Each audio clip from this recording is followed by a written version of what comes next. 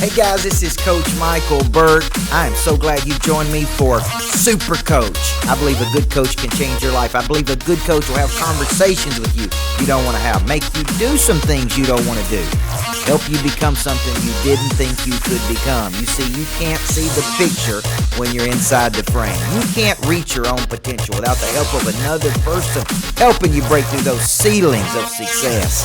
I'm Coach Micheal Burt, and I'm going to find the kryptonite in your life, and I'm going to do it on this show, Super Coach. Hey guys, Coach Micheal Burt, the Super Coach, every single week, multiplying your life, multiplying your money, and multiplying your business. And one of my key principles of Super Coach is every single week I like spending time with talent. And man, there is a lot of talent out there in the world. Probably a month or so ago, through, I think, just YouTube, I was looking through interviews and questions and found this book called Never Split the Difference. And when I began to get into this, obviously we coach lots of real estate people, a lot of people who are negotiating at very high levels. I began to dig into videos. I began to learn more about Chris Voss, learned that he was the #1 lead hostage negotiator for the FBI. He's also written one of the top 5 or 6 books on negotiating in the world. And listen, what I really begin to understand that life is a negotiation. We are negotiating every single day for our time, for energy, for money, for our value. And man, I just thought, how do we have this guy on the show? And so I reached out to Chris's team, and thank goodness we are here today. So Chris, welcome to Super Coach, and thank you for being with me today, man. I've been looking forward to this interview. You've lived a fascinating life, #1, and not bad for a small town Midwestern guy, right? Not bad. Not small town Iowa boy. But I'm telling you, what you brought to life in this book, and I've got a lot of great questions to ask you. What you brought to life and brought an awareness from, to me, is how important negotiating is in the world. And people, I guess the worst negotiation to be in for a lot of people I coach is one you don't even know that you're in, right? That's the most dangerous negotiation. And so we're going to talk about your story. And one of the things I want to start off with, because we coach lots of people in very saturated markets, real estate being one of the biggest ones. They're negotiating every day. I actually see my real estate agent as a negotiator on my behalf. I'm negotiating every day for contracts. And one of the things you said in an interview, I think with Lewis House, I didn't catch it the first time, but I went back second and third time, and you were talking about Donald Trump and different things, and you had a statement that just floored me. You said, why spend money on something you can win with emotional satisfaction? Why spend money on something you can win with the emotional satisfaction? Will you start us off by speaking to what that means? Because, man, that was a good one. Yeah, I'll use my dollars if I need to get something, to get a term. But anywhere from 8 to 9 times out of 10, you don't need the dollars. You need something else. You need the other side. The other side has something more than the deal that they want. My idea is, I don't spend my dollars unless I have to. If it's 10% of the deal I can get without spending money. No deal is ever made strictly on dollars alone. It's the stuff around it that's going to make or break the deal. And some deals can be made without dollars at all. So, I'm greedy. I'm not making those deals with dollars when I can get it in other ways. And most of it's emotional satisfaction, as stupid as it sounds. The other side wants to know that you hurt them before they give in. They'll give in, but you have to let them know that you hurt them first. And I'm like, okay, that's easy. I know that there's some subtle things you got to do.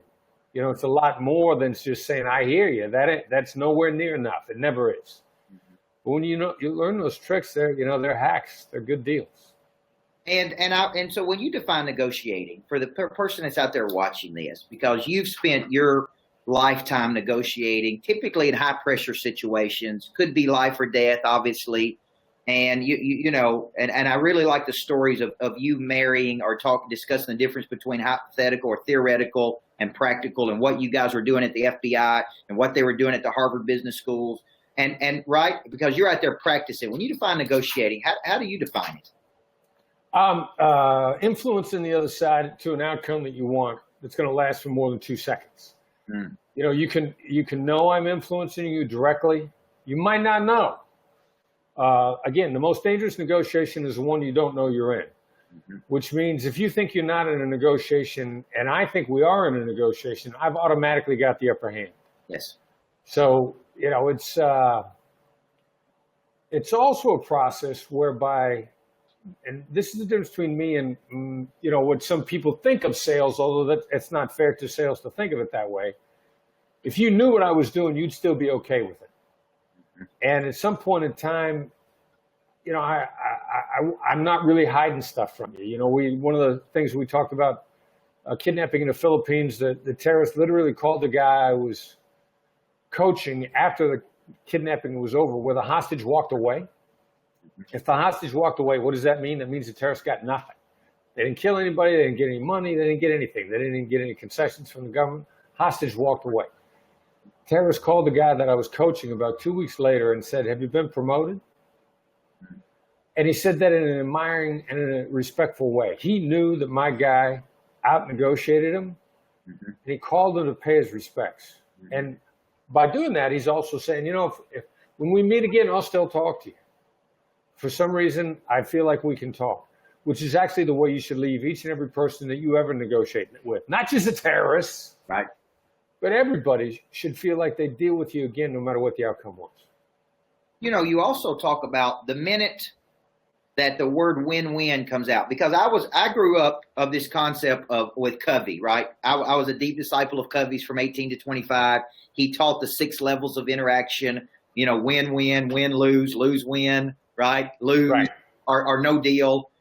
But, so a lot of people are taught that came from that school to come into every interaction and try to get a win-win. But you say that as soon as that person comes out of their mouth with, "Hey, I want to get a win-win here," or a win for you, you actually have a counterintuitive thing to that. What does that mean to you when you're negotiating? Well, yeah, and this is what were the ideas originally because Covey articulated some great stuff for some classic wisdom that's still good to this day. And we don't always know how we're supposed to do it, but I don't know that I dispute any of his principles. So the win-win thing, what has that become morphed into? Why is that a problem? I have never had anybody in any interaction I've been in, if they bring up win-win early on, they're saying, "I'm not going to pay you anything. I win, and we'll see what you get out of it." 1,000% of the time, if the other side brings up win-win early, what they're trying to sell me on is taking no money. And they're trying to figure out how to sell me on that. And they know from practice that the earlier you say win-win to 2/3 of the people out there, the earlier the other side starts to drop their guard. And for me, my guard goes right up every time. And the same goes with the title of the book, Never Split the Difference. I've been into companies, and I'll have somebody come up to me at the cafeteria. Usually somebody who's not in the training, because they know the training's going on and they're a little leery of it. And I had one executive say to me, I split the difference all the time. I don't understand what kind of a problem you have with that. And I talked to them, and they fell into the category of, when someone says, "Be wary of someone who wants to meet you in the middle, they're often a poor judge of distance." Well, this is a guy that knows all they got to do is ask for twice as much as they want. And they're going to end up where they always wanted to be. Splitting the difference is a sham. It's a con. It's a fake. It's an emotional ploy on their part to get you to weaken and give in. So I see these as shark attacks. Somebody says win-win to me, there's a great white coming my way, and I better get my guard up. What's interesting is I was in Miami Beach doing some promotional stuff with a guy named Grant Cardone on Monday. And Cardone's worth, 100 million plus, shrewd negotiator. His goal is to own $1 billion of real estate. He's at about 500 million. And the very first thing he told me to ask you was, why did he title the book Never Split the Difference? Yeah, that's interesting. That's good. All right. So when you get into this, you talk a lot about, there's a lot of things that I think are subtle that people don't think about. For example, cognitive bias. When you talk about cognitive bias or preconceived notion, when you move into negotiation, explain that to the viewers that are watching us today. Well, based on a couple of different things. First one is, the first assumption almost everybody carries into a negotiation is, I am normal. And why wouldn't you think of yourself as normal? What's the shortcoming of that? shortcoming first is as soon as they start reacting differently than I do, what's that make them? Abnormal. They're the one with the problem. And we believe in a philosophy that there's three basic different default types to how we react to negotiation conflict. It comes from the caveman days, the part of our brain that's been there since prehistoric times. We see something in the jungle that startles us. We have a fight, flight, or make friends response. Those are the three types. When we're faced with a threat, we either want to fight it, we want to get away from it, we want to make friends with it. If you believe that proposition, and we believe we have the data to indicate that the world, regardless of gender and ethnicity, splits up pretty cleanly into thirds. And we've seen this with the Chinese, with Asians, with Latins, with Africans, with Western Europeans, across the board, because I've had the opportunity to teach people from every one of these countries. All right, so if you're going to buy that, the world splits evenly into thirds, then 2 out of 3 are not your type. So this proposition that you're reacting normally, 66% of the time is going to be wrong. But we instinctively, we don't understand it because we think our logic, our reactions, we think we're logical, we think we're reasonable. So these cognitive biases are buried in us, and we don't encounter them some of the time. We can encounter these type mismatch, cognitive bias mismatches 2/3 of the time. That's a lot. Mm-hmm. Well, when I was working on one of my degrees, I had a course. Of course, I was 25, 26 years old. This was working at it, trying to. That's been over 5 years now, right? 15 years. And I had a class, though, as I was working on my PhD on bias, assumption, and prejudgment. And at that time in my life, Chris, I just didn't understand. Like, why am I in this class? What does this have to do with leadership, right? And then I understood. Now I understand at 40 that every person brings their own, right, bias, assumption, and prejudgment to every scenario. Yeah. So, yes. So when you're negotiating with a person, like you said, they think they're normal. What they're asking for is normal. And I've noticed this with big time people. They in their mind that what they're asking for is fair. It's legitimate. In your mind, there's no way this is a win for you. And when you're sitting there looking at it. Right.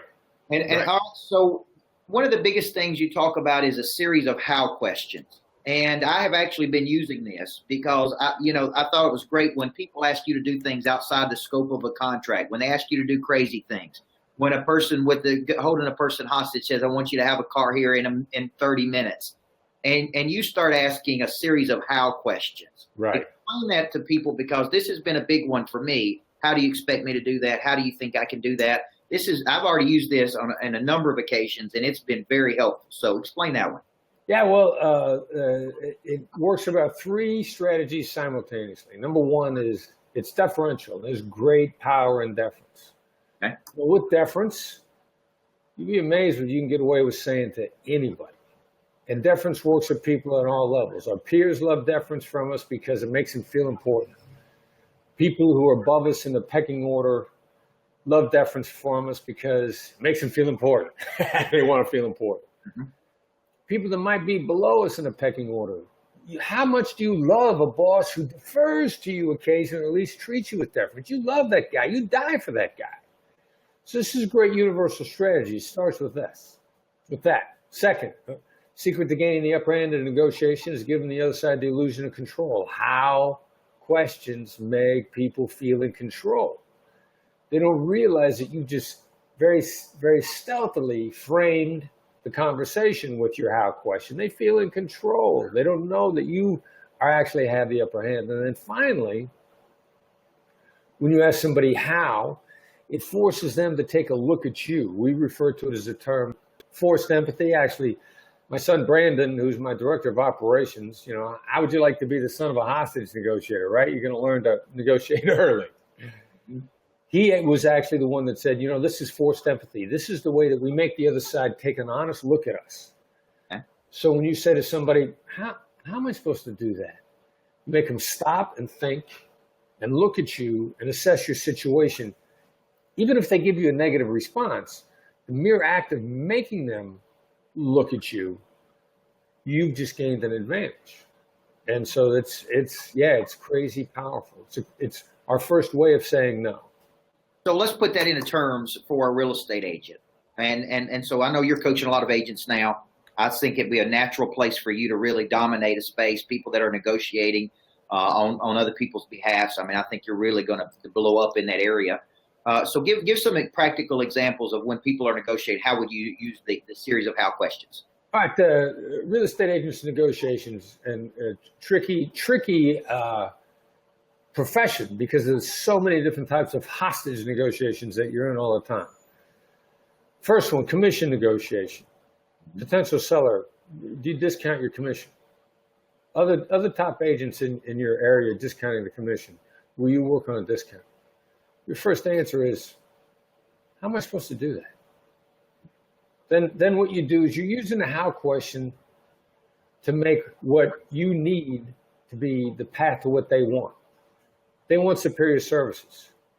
How am I supposed to provide you with a full level of service if I discount my commission?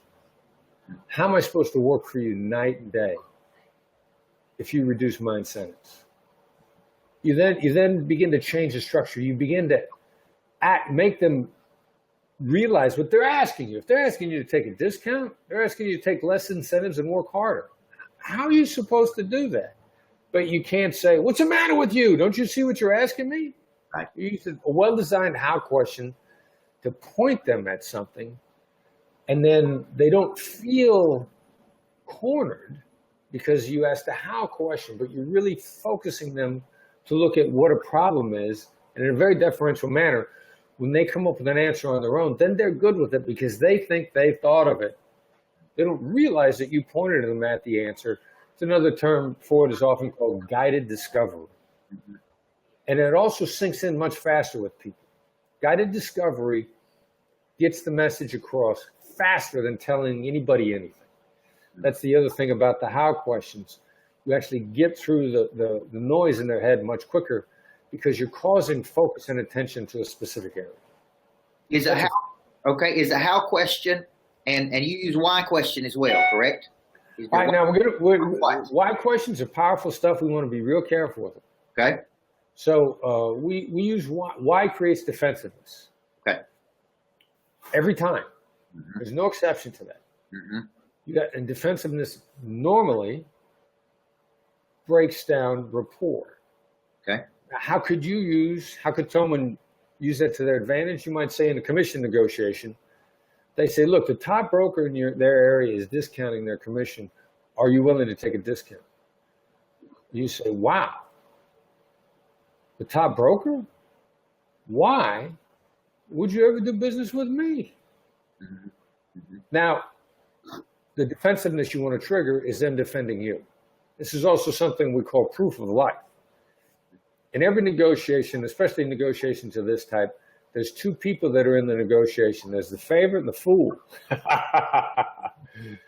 You're going to know which one you are, and proof of life tells you that. Okay. And really, if the top agent in the area is discounting their commission, if they're talking to you, they're only trying to drive the top agent down, and they're never going to go with you. You're the fool. If you don't know who the fool in the game is, it's you. Yes. If you're the favorite, they're going to react to the why question. Why would you ever do business with me? Why wouldn't you go with the top agent? Oh, well, you're this, you're that, you're this.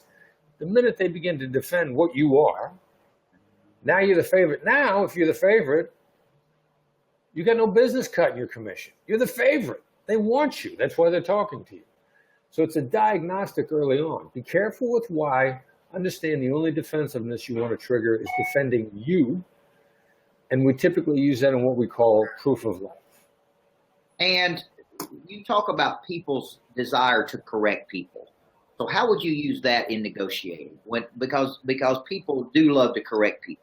How do you use that when you're negotiating? Because there are some examples I've seen of how you use it. Give us some examples there. Well, we'll use it. People love to correct people. People also love to say no. And so instead of saying to someone, "Are you in favor of this?" I'm going to say, "Are you against this? Is this a bad idea? Is it ridiculous? Are you completely against doing this?"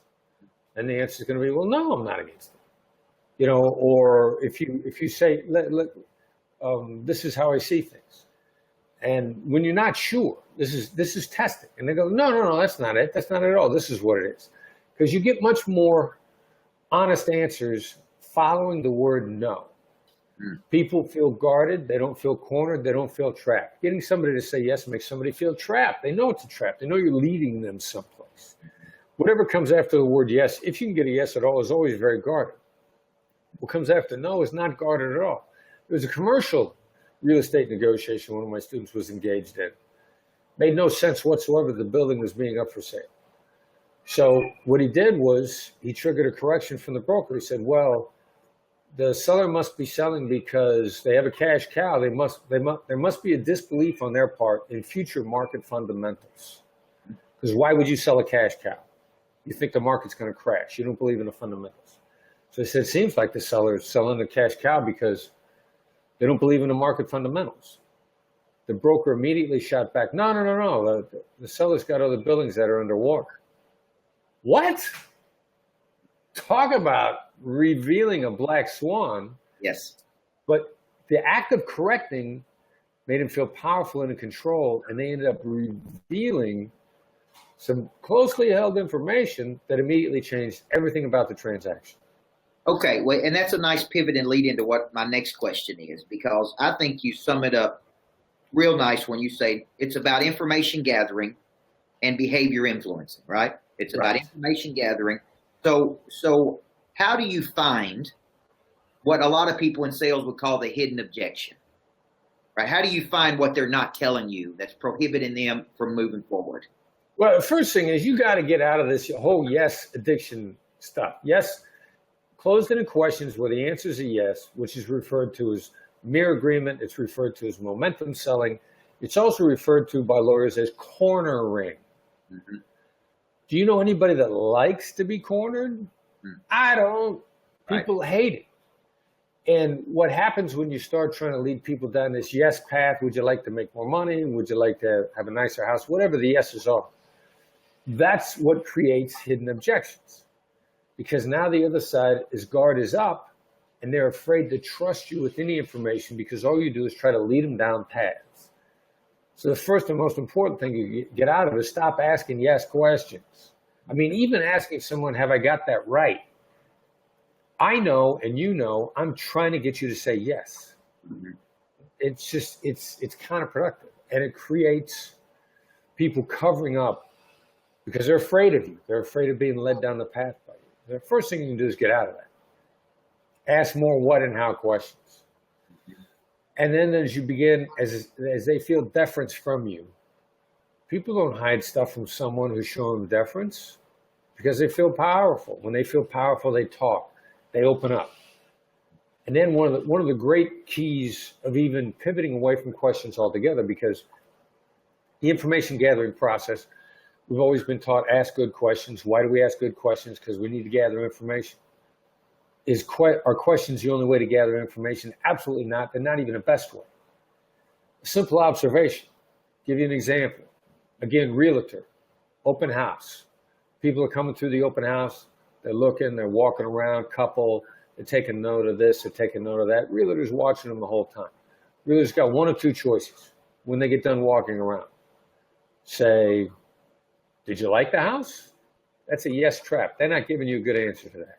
Mm-hmm. A little bit better move is, what do you think? It's a what question. It's a little more open. All my clients say, we get some information from that. Not bad, but some. Well, the crazy thing they do is they say, seems like you really noticed a lot of stuff in the house. That's a label. Seems like. It's an observation, not a question. Mm-hmm. The realtor that first was telling me they were using this said, we call this opening the floodgates of truth telling. When they say, seems like you saw a lot here. They go, yes, we saw this, we saw that. We looked in the living room, we saw the kitchen, we want to change this. We're thinking about that. Floodgates. Again, information gathering, but not by asking a question, taking a different tact in because we know how the mind works. Okay, so great. So basically there's a lot of phrases and key phrases that a lot of people don't know because we've been flooded with getting the yes, like you said, momentum selling, spin selling. There's all these things that as sales professionals have heard that you've actually tested and said, certain phrases, pivot a person, open a person up, not be guarded. So you talk about if there's negatives, to address the negatives up front. Okay, right? So there's a negative elephant in the room. There's something, and teach us how to do that. How do we address a negative that we know is a negative right up front to put the guard down? And it's going to scare people, but here's why this works. And in today's day and age, thank God for neuroscience, because we can actually watch the brain work. Mm-hmm. All right, so let's get back to the caveman brain. The amygdala hijack, the stuff that's there no matter how many PhDs we had. Mm-hmm. 3 times the amount of space in the amygdala, in the caveman brain, is actually designed to enhance negative thoughts. 3 times the amount of space. Mm.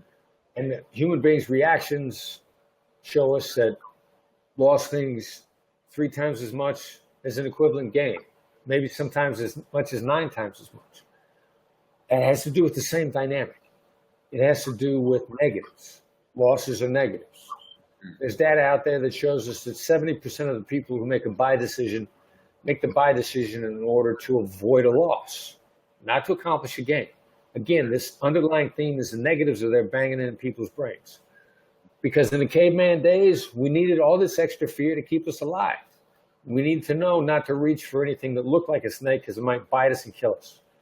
We needed to know that saber-toothed tigers lurked inside dark caves, so we needed to be scared of all dark caves. We needed that to survive. Those days are gone, but that part of the brain is still there.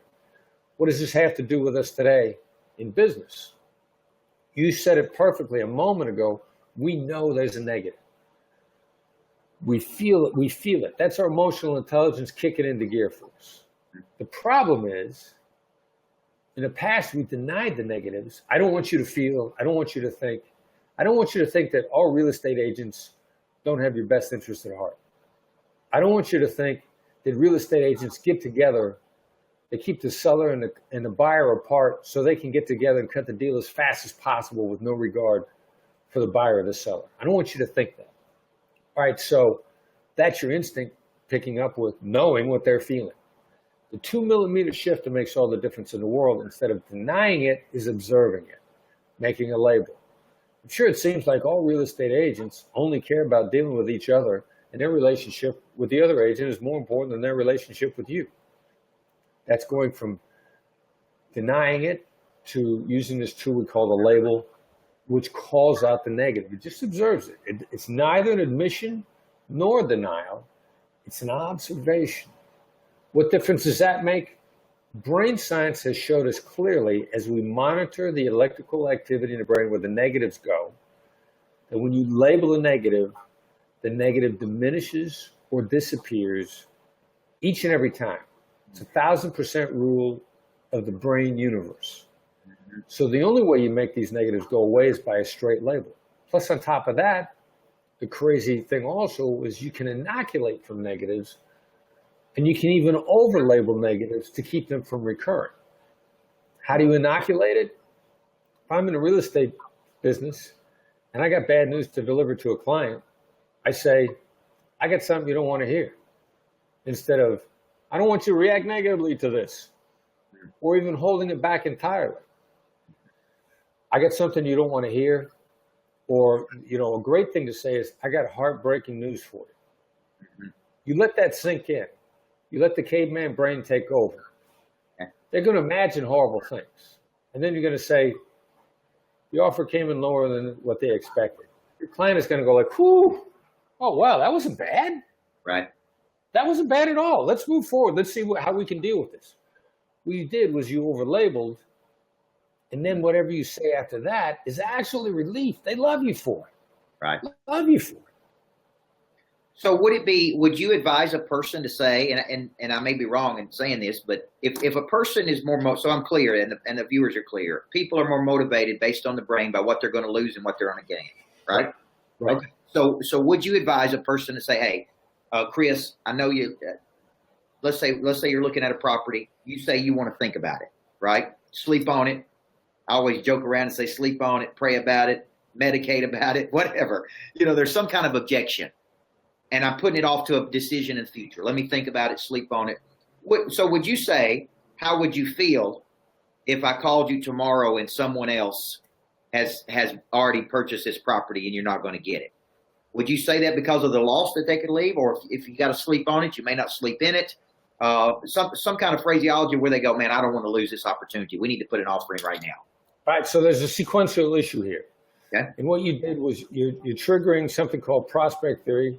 You know, how would you feel if you lost this property? Mm-hmm. That's a good move. It's a nice how question. We need to use a little tactical empathy to put ourselves in a position to say this more effectively so that they don't feel too clobbered by this right off the bat. Okay. So I'm going to say, if they've got hesitation, I would say, it seems like you got some hesitations here. You know, seems like something's on your mind. Mm-hmm. Seems like something's holding you back here. One of the great things about sounding boards is as soon as people start talking stuff through, they often talk themselves forward. Okay.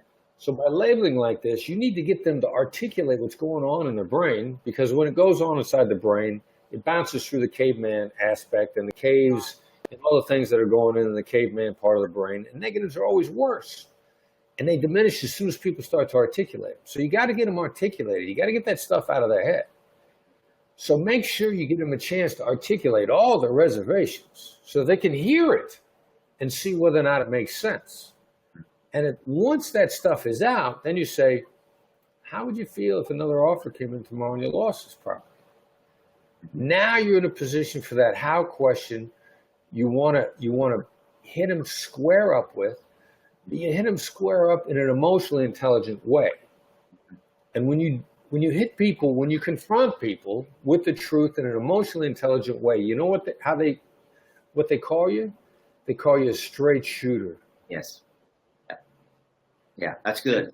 That straight shooter is one of the all-time great titles that everybody should aspire to. It's somebody who tells the truth in an emotionally intelligent way. That's good. And the Black Swan is uncovering a key piece of information. That's why you named your company that, right? Yeah. So everybody knows, because when I saw Black Swan, I was like, what does that mean? But that's really a part of it. You've uncovered something that is hinging the deal. And there's always something there. I mean, the reason why there's always something there is both sides are hiding stuff in every instance. Mm-hmm. Every instance. I challenge anybody to tell me about a negotiation that they approached when they didn't have hidden cards approaching the table. Mm-hmm. I've never had anybody say, I negotiate all the time when I have no hidden cards. No, they say, I always have hidden cards. All right, so if that's true, so does the other side. If the other side is hiding stuff and you're hiding stuff, then we really don't know where the overlap is. And that's why there's always black swans. Always. They're always there. Does the buyer or the seller have an advantage when it comes to negotiating, in your opinion? The most emotionally intelligent person has the advantage. Okay, so it doesn't matter if it's the buyer or the seller, because you hear a lot of people say the buyer has an advantage over the seller because the buyer has the resources and the capital to make the decision. But you're saying, and I like that, because you're saying the most emotionally intelligent, emotional quotient person has the intelligence, correct, or the advantage? Who has the advantage in a kidnapping? I've kidnapped a member of your family. Who's got the advantage? Seriously. I guess, I don't know. So what you're telling me, I mean, I think it depends on, I would think the kidnapper would have the advantage. That's what you would think, of course. But just a moment ago, didn't you say the person with the money and the resources has the advantage? If I kidnap somebody from your family, you're the one with the money and the resources. That's right. Yeah, that's good. So, I mean, that's exactly, leverage is in the eye of the beholder. Leverage is in the eye of you listening for the trigger points that drive the other side in ways they don't even know anymore. But they're there. You know why? Because they got a caveman brain. Everybody's got one. Okay. So what I'm hearing, even after I read the book, watched all the interviews, is what keeps coming to my mind is the tremendous, and I want every person watching this and who watches it in the future to get this, the tremendous advantage that you can gain in a competitive world by understanding what Chris is teaching. Because, man, in a saturated and commoditized world where there's little room for error, where one person's trying, competing versus thousands of people, man, I'm just sitting here thinking, if I knew all this stuff, what an advantage I would have in a competitive market. I mean, is that safe to say? Yeah, because all right, so let's take what you're discussing, a commoditized world. Mhm. There's no difference to the buyer between any of the sellers. So if there's no difference, how are they going to make up their mind? How they feel about it? Yes. It's going to be, their mind is going to be made up on emotional intelligence, EQ, empathy based. Do they like dealing with you? Did you do certain little things that made them think that you thought they were unique? Because in a commoditized world, then they feel like a commodity also. So then the advantage goes from, let's say you don't feel you have a value proposition in terms of what you're bringing to the table in sheer terms of a product. Then your value proposition is you.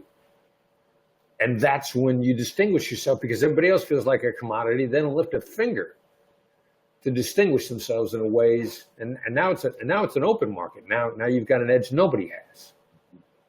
And you've combined, so basically you've combined a lot of different theories into your personal philosophy, right? I can tell you've read certain things, you've studied certain people, and you kind of, all this practical experience of X number of years leading the hostage negotiating, you've come up with Chris Voss's philosophy on negotiating, which is in this book, Never Split the Difference, right?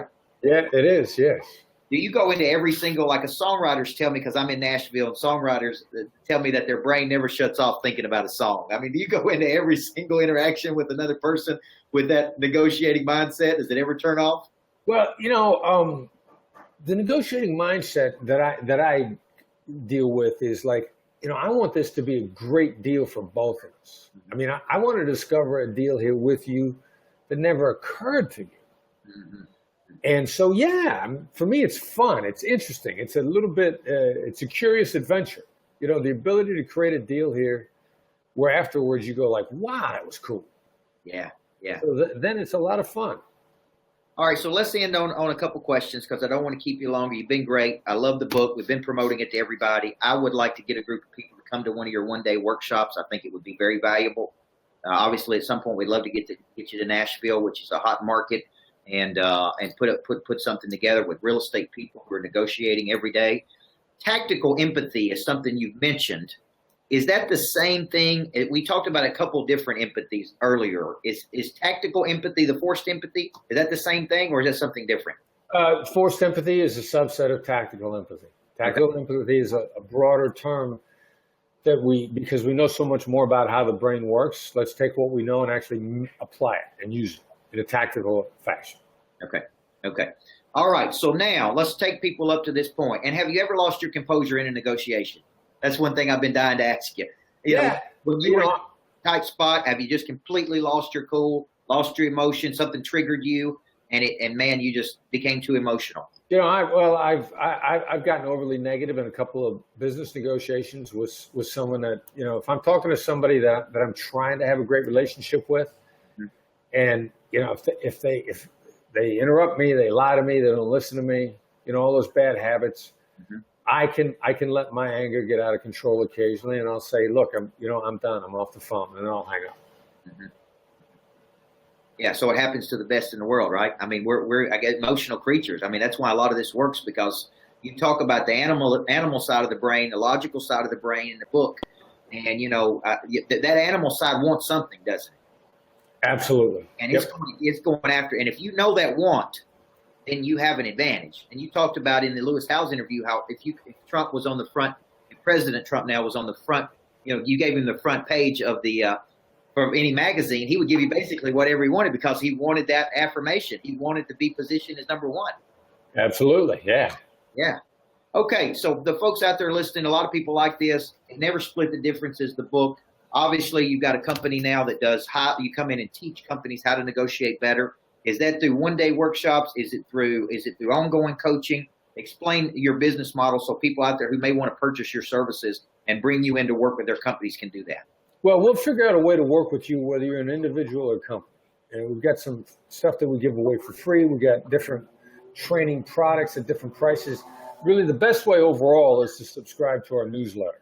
Okay. Subscribe to the newsletter. It's complimentary. It's called The Edge. It comes out once a week. There's an article that'll make you better, and each and every each and every week, and they're short articles. This is not like reading the encyclopedia. This is short stuff. Tells you about what training we got coming up. It's the gateway to everything we do. Easiest way to sign up for the Edge is to send a text to the number 22828, and it's 22828. And you got to send the words, "That's right." And don't let your spell check screw it up for you, because it's got to be all one word with no apostrophe. Your spell check's going to try to put an apostrophe in there, try to put a space in there. THATSRIGHT. One word, no apostrophe. You'll get a message back. It'll sign you up for the Edge, and you'll be on your way. We'll find a way to help you do some cool stuff and have fun with negotiation. Yeah, and at the end of the day, being better at this is going to drive your revenue up. It's going to make you a lot more money, in my opinion. The better the negotiation. Every day we're negotiating, and this guy is really the best in the world. FBI lead hostage negotiator for how many years, Chris? I was in the lead for 7 years. Nice. Man, what a fascinating life that you've lived. Thank you for sharing your information with people. And now, as an instructor, the book is Never Split the Difference. Must have for every person out there. And really learn more about this. Chris does workshops, one-day workshops. I'm trying to find a date as he rolls these out in other cities. And anybody that wants to go with me, I'd love to go just get really, really coached and trained by this guy, because, and when you get trained by the best in the world, it just helps you. So, Chris, thank you for joining me on Super Coach. I appreciate you, big guy. And keep up the good work. You're going to help a lot of people on planet Earth, and it really means a lot that you spend an hour with me. My pleasure. Thank you for having me on. Okay, thank you.